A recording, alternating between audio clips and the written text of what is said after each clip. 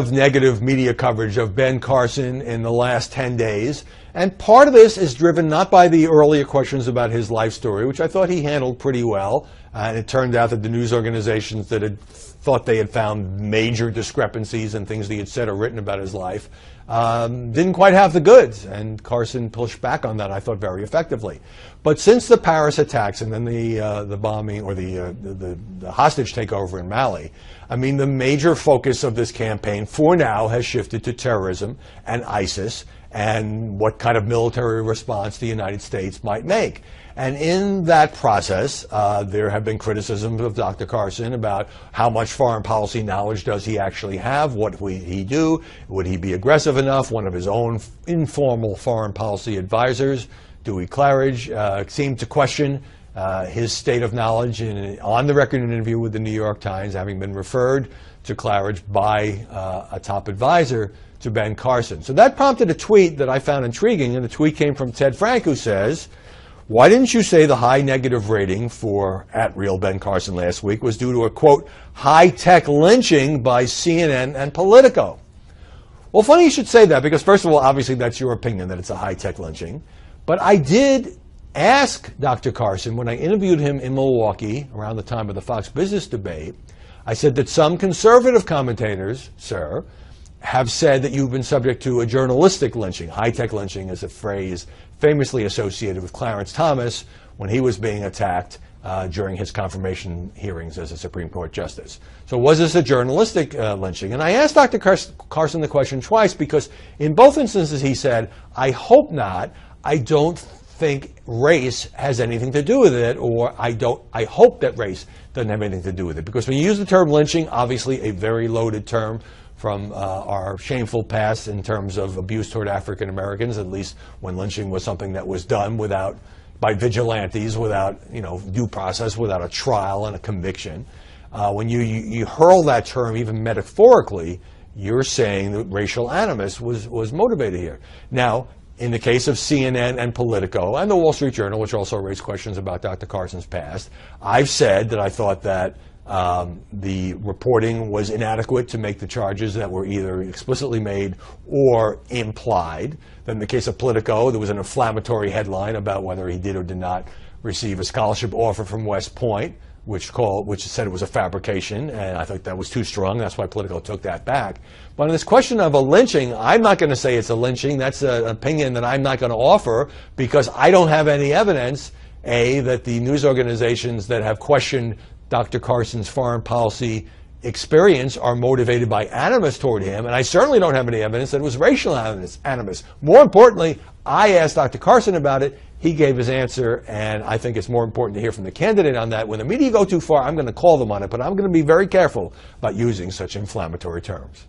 The media have really started to savage Donald Trump this week. Yes, I know, from the day he got into the race, Trump has been criticized, mocked, vilified. That's nothing new, but it seems now to be going to a whole new level in the wake of a couple of misstatements and missteps by the billionaire. So now we have the New York Times editorial page accusing Donald Trump of racist lies.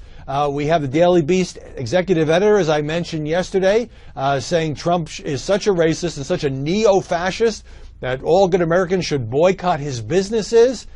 He's really getting it over a couple of things that he has said in recent days. One of them is this notion that he, after 9/11, saw on television thousands of people in New Jersey, no one else is finding evidence of this, celebrating the Twin Towers coming down. Yes, he found a Washington Post story saying that authorities in New Jersey had detained for questioning some Muslims who perhaps were celebrating the destruction of the World Trade Center, but not thousands. At the same time, Trump retweeted what turned out to be some bogus crime statistics about black on white crime as opposed to white on black crime. Came from basically a made-up source. And Bill O'Reilly pressed him on that, and Trump said, well, I can't be expected to check every detail. And O'Reilly kind of lectured him and said, you shouldn't even be in the business of retweeting this stuff. You're running for president. So maybe some missteps on Trump's part, but what's fascinating is to look at the news coverage, because we've been through these phases where his remarks about John McCain, his remarks about Carly Fiorina's face, his calling Iowans stupid and all of that. And yet, Trump's still leading in the polls, although Ted Cruz coming up in that Quinnipiac poll in Iowa, that's an interesting development. But, so at first, the mainstream press said Trump can't possibly survive this. His campaign is going to implode. It's going to run out of steam. When that didn't happen about 12 or 13 times, it became, well, Trump is sort of Teflon. He's impervious to all this. And what journalists are only now trying to unravel is why media attacks on Trump's rhetoric, even when he does not stick closely to the facts, not only doesn't hurt him, but it helps him. And part of the reason has to do with the fact that nobody trusts us, that there is so little public trust in the mainstream media these days that when journalists say, aha, Trump is wrong, they say, why should I believe you? You're probably wrong. Or, maybe he misstated a couple of details, but I don't really care. I like Trump. And I don't trust the mainstream media. Donald Trump knows this. He also knows that attacking the media is not only resonates with his base, but it gets him more coverage because we're our favorite subject. So Trump versus the media continues to play out as another front in the Donald Trump campaign. I keep thinking, okay, if he continues to say things that aren't quite right, eventually it'll catch up with him. But so far, it hasn't, and I don't see any sign it's going to happen anytime soon.